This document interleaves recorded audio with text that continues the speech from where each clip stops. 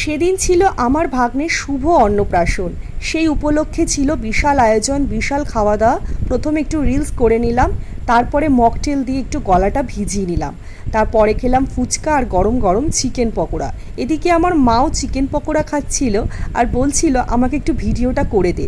তারপরে চলে এলাম রাতের খাবারের দিকে। প্রথমেই দিয়ে দিল জল, তারপরে দিল স্যালাড, আর ছিল এটা ভেজ পকোড়া আর সস, এটা অ্যাভারেজ লেগেছিল। তারপরে দিল কুলচা আর চিকেন কষা।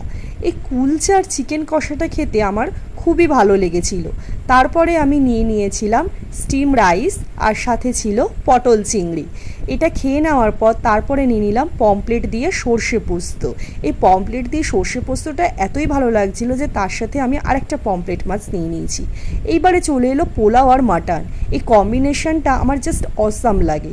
তারপরে লাস্ট পাতে ছিল চাটনি, সন্দেশ, পাঁপড় আর ছিল রসগোল্লা।